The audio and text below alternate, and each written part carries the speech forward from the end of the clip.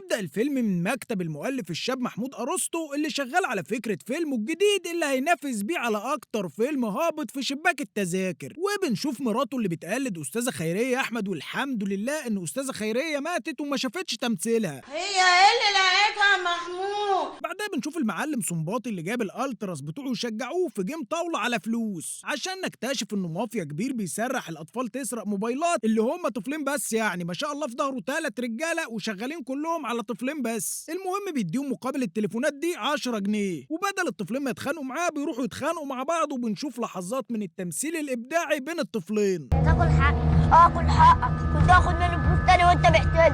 لو غلت حق انا اقطعك. طب وريني هتعمل ايه؟ بيرجعوا بعدها تاني بموبايل واحد، فبيقرر يكافئهم ب100 جنيه، وده درس لكل السيلز انهم مش لازم يحققوا التارجت. بس هنا بقى المعلم صنباطي وزيه زي اي مدير بيقرر يهددهم بتهديد مخيف عشان يحققوا التارجت في المره الجايه. اللي يخون المعلم الصنباطي جزاته حشه من على الارض ورميه في الطرنش. انا ما فهمتش التهديد الصراحه، بس واضح انه حاجه وحشه يعني. بنخش على تتر الفيلم اللي محمل باسماء تخض الواحد، وده لانك ما تعرفش حد فيهم، تحسها اسماء من نقابه المهندسين مثلا مش المهن التمثيليه. بعد التتر بنشوف رجل الاعمال شاب عبد العزيز ومراته وهو بينادي على بنته جنى، وبيتضح ان الليله دي عيد ميلاد جنى، وصدق او لا تصدق ده عيد ميلاد طفله. جايبين فيه رقاصه ومغني شعبي وناس بترقص واطفال ببلالين، وكمان معزوم فيه بلطجيه. كان ناقص بس بدل التورته يوزعوا مخدرات على المعازيم. بعدها بنشوف شهاب اللي بيشك في مراته، وده لان زميلها القديم عصام جاي عيد ميلاد بنتهم. كلفت نفسك وجبت عروسه. والله معاك حق، المفروض في عيد ميلاد زي ده يجيب معاه نص كيس. اذا كان شهاب نفسه عازم رجالته اللي هم خيره مسجلين خطر مصر في عيد ميلاد بنته. عقبال كده بشوفها خارجه على بيت عريسها بس حسن سير وسلوك.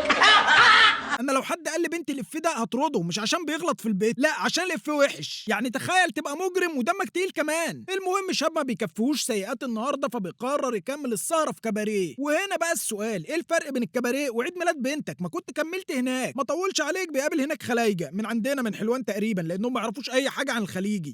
ابغي اعرفك على ابو زياد، اخوي وشريكي في الخليج. اهلا حبيبي، اهلا وسهلا. شلون اوراق المشروع؟ لا اوراق المشروع بخير، بتسلم عليك. شاب بيبعت المساعد بتاعه حسواكه عشان يراقب مراته ويتاكد من شكوكه، ولما بيصورها مع زميلها بيكون هو قاعد زعلان على خيانه مراته ليه، وهو بيخونها مع واحده تانية وبيشتكي لها ان مراته بتخونه. شوفوا الوليه، الدنيا ما عادش فيها خير يا اخوانا والله. كزيادة التاكيد بنعرف ان شاب بلطجي كبير وبيتاجر في الممنوعات، وبيروح لست بتكلفه بمهمه خطيره وسريه، وعشان كده جايب 7 من اصحابه حواليهم، لان السر لو خرج بره 9 ما يبقاش سر. بيروح يتهجم على الارض ويضرب نار على الشرطه، وبالمره بيبعت رجالته ويقتلوا صاحب مراته. انت لسه هتندهش.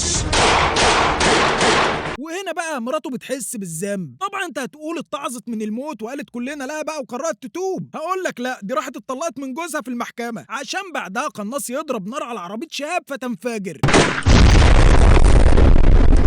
استفسار بس غتت شويه، ايه نوع الرصاصه اللي تنضرب على عربيه فتنفجر؟ وبعدين ده لو ضاربها بRPG مش هتنفجر كده. المهم يا سيدي شاب بيموت، ولان حب الناس ليه كبير جدا محدش زعل عليه غير بنته. ومن هنا بيبدا الفيلم في الرعب. صحيح نسيت اقول لكم الفيلم ده اصلا متصنف رعب، هم اكيد قصدهم يرعبوا الجمهور باداء النجم احمد هارون. بيبدا شبح شاب يخرج لمراته فبتترعب، وده لانها ما صدقت مشاهده خلصت في الفيلم، يقوم راجع لها تاني.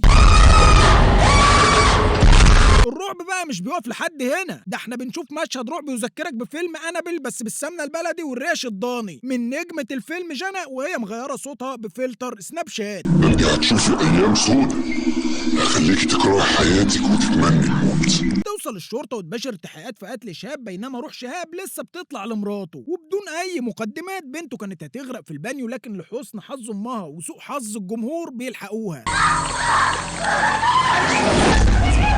مش عارفه في ايه اللي حصل.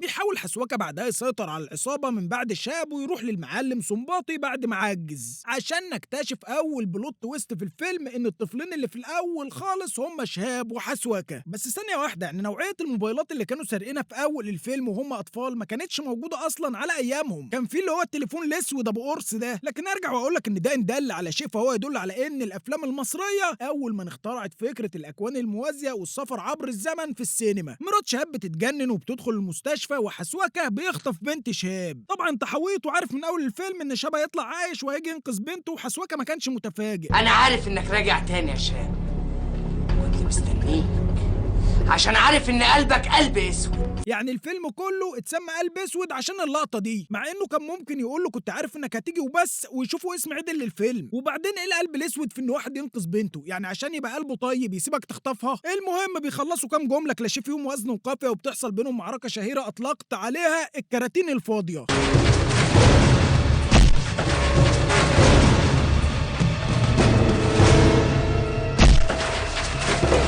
عمال يشيله ويرميه على الكراتين، ما تفهمش ايه الضرب في كده. ولكن بيقتل حسواكه في النهايه، وطبعا ما عرضوش المشهد واكتفوا بالخيال، لان ده فيلم رعب طبعا ما ينفعش يتعرض فيه حاجه زي كده. بيطلع شاب على المستشفى عند مراته اللي بتكون عامله تسريحه هايزنبرج، ما تفهمش ليه، هي مجنونه ولا عندها مرض وحش؟ بس شفتوا وشها نور ازاي لما حلقت. المهم شاب يعترف لها انه اخترع قصه موته عشان ينتقم منها ويهرب من ديون البنك، وبيحكي لها خطته الشريره زي اي شرير محترم. وده ليه؟ لان البوليس اصلا اكيد هيكون موجود. شفت ازاي بقى؟ عشان الحق لازم ينتصر في النهايه. الشرطه ظهرت، ما تعرفش بقى هما كانوا واقفين هنا بيعملوا ايه، كانوا مستنيين دورهم عند الحلاق باين، بيقبضوا عليه متلبس بجرايمه، وبيقولوا له انهم شكوا فيه لما كاميرا صورته وهو بيقتل واحده من ضحاياه. يعني بعد كل المكر ده وقع بالسهوله دي. الصراحه بقى انا المره دي مش قادر اعمل لكم اوترو، غير ان الفيلم اصلا مش مستاهل ان انا اعمل اوترو. فما تنساش قبل ما تخرج تعمل لنا لايك وشير وسبسكرايب على اليوتيوب، وتستنانا في الحلقات اللي جايه. سلام.